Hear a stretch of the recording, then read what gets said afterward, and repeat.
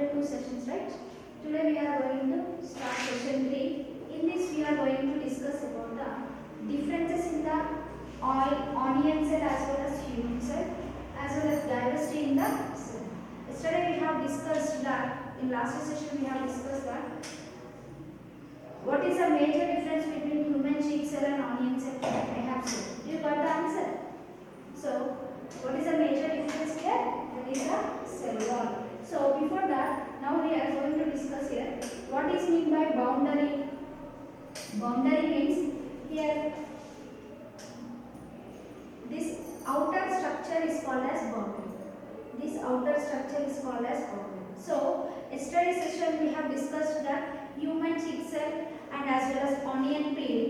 When we have seen that boundary will give a perfect shape to that particular cell. So now we are going to know here about boundary of the onion as well as human cheek cell. As we have completed these two procedures and as well as activity, then we can come to know here which is the difference. What is the difference we can find. Boundary here in onion cell, what is the boundary here? As it is belonging to the plant cell, we find both. What are they? Cell membrane, and as well as around the cell membrane we can find the another protective layer which is called as cell wall. Yes, cell membrane and as well as cell wall. That cell wall here which gives rigidity towards the plant cell, so that at any environment the plant cell can withstand to the temperature. At whichever the temperature or whichever the environment, if a high wind will come, so the plant can even withstand to the temperature. Why? Because the boundary which is present over the cell of the plant is helping to withstand with giving more amount of strongness, as well as that is called as rigidity. Strength is giving towards the plant cell by that cell. Why? But there is no that rigidity towards the cell membrane of human cheek cell. So here, have you understood? Boundary here is outer layer or outer membrane of a particular cell, which helps the cell to protect from different environments. So here, onion cell boundary here is cell membrane. Along with that cell membrane, around the cell membrane, we can see the cell wall like this. If this is a cell membrane, around the cell membrane also we can find the one more layer. This is called as cell wall, CW. This is called as cell membrane, CM. Right? Now here, when coming to the human cheek cell, the boundary is called as cell membrane. The boundary is called as cell membrane. Here, the cell membrane is acting as a selective membrane. Right? It is selective membrane where it allows only certain materials to pass through. Means from one side to the other side, if any material want to enter or exit, so during that time they are taking, or here cell membrane is taking the role to send which of the material inside the cell to send which of the material outside the cell, so that the selective membrane here, this is called, right? This is called as membrane. This is called as membrane. So what? See here I draw. This is called as membrane, and inside the cell some different materials are there. If that materials want to go to the another cell, so from here to here, from A cell to B cell if they want to go, so they have to take the permission or they have to enter by the membrane called as cell membrane. So have you understood? It will select only certain materials to pass through, so that we can call that cell membrane as selectively permeable membrane, as it is helping to pass only certain substances to move from one cell to the other cell, so we can call it as selectively permeable membrane. So here in onion cell we can see only one type of cell, right? But here in human cheek cell we can see many types of cells. Human cheek cell in the sense what, children? Here human being does not contain only one cell, that is in the mouth. We can see different body organs have different type of cells. So here we have multi cells, means many type of cells or different type of cells we can find here. Next, when coming to the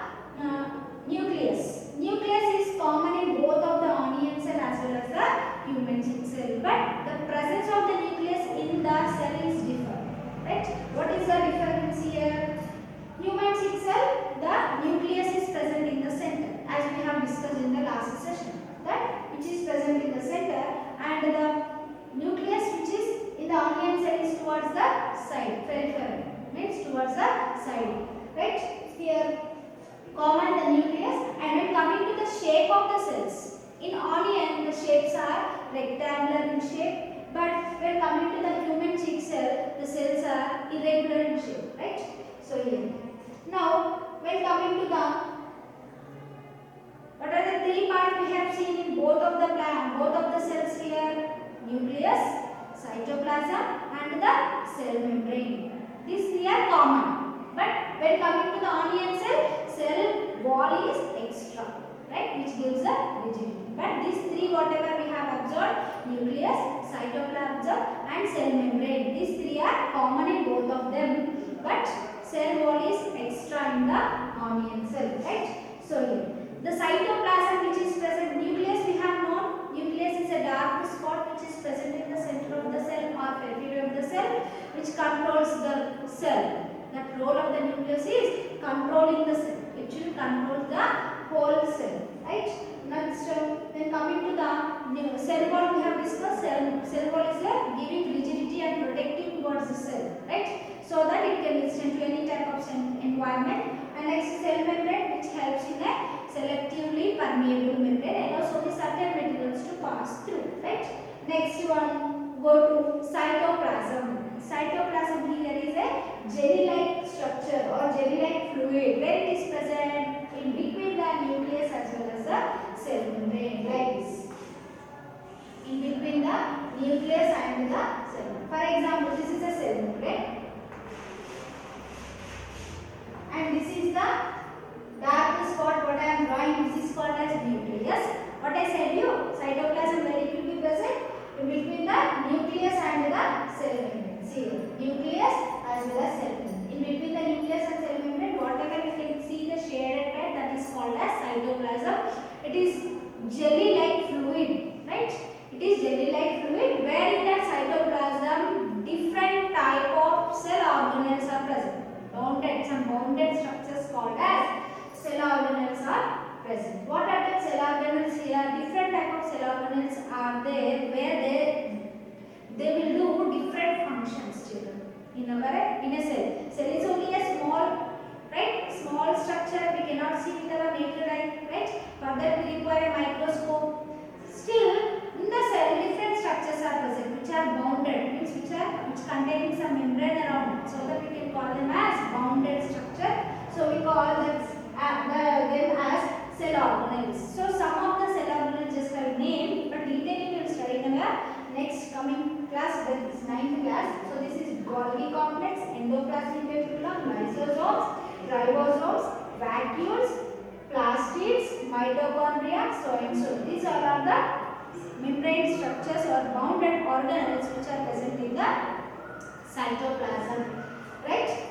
Now, these are very complex in structure and help in for several functions. To perform a cells are performing different functions now. With all performing different functions are helped up by these all organelles, right? So this is about the differences in the onion cell as well as the human cell. Now we are going to a topic called diversity in cells. Cells are in different, right? How, see, based upon the number, cells are different. So how you can say, already you know that cells are, cell is only one, we can call that type of an organism is called as unicellular organism, right? If a cell is, or if cells are more in number, we can call them as multicellular organisms. So based upon the cells divided into two types. What are they here? Unicellular as well as the multicellular.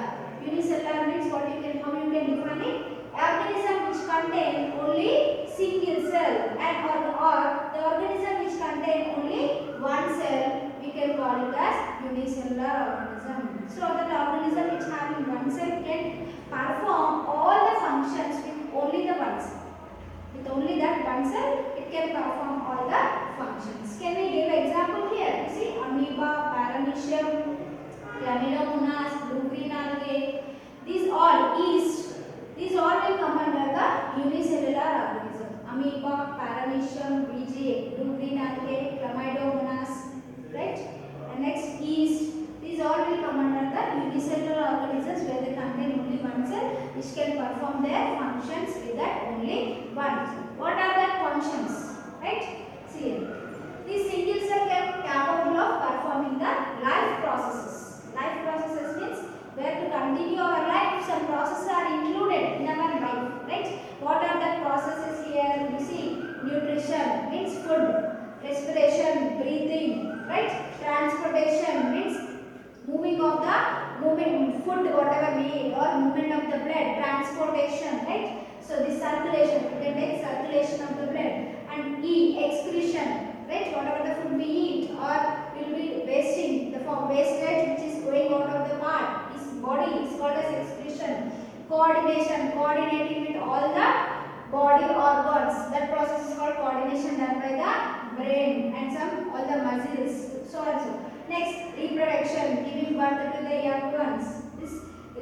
Next, locomotion means moving here and there. Without moving, we can't go anywhere, right? We are not like a plants, right?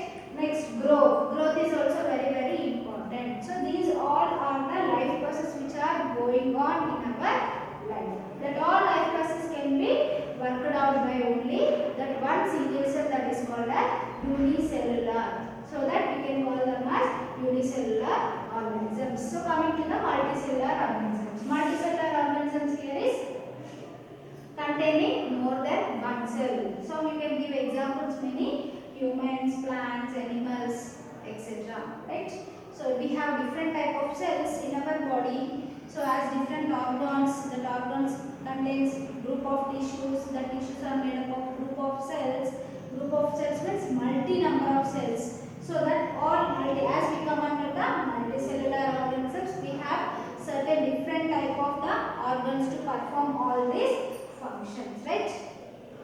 Nutrition, we eat food, respiration, lungs, transportation, blood, excretion, kidney, coordination, brain, reproduction, reproductive organs, locomotion, hands and legs, and growth is done. So this is about the one of the question here, children, to you. If organisms are bigger, as it depends upon number of cells or shape of the cells here. For example, bigger organisms are there. Is in their body the cells will be big in size? No, the number of cells will be more, right? For example, you take elephant and a man. Elephant is very big, man is small when compared to animal. But as in an elephant is big, the cells are in the elephant are big? No, the number of cells are more in number.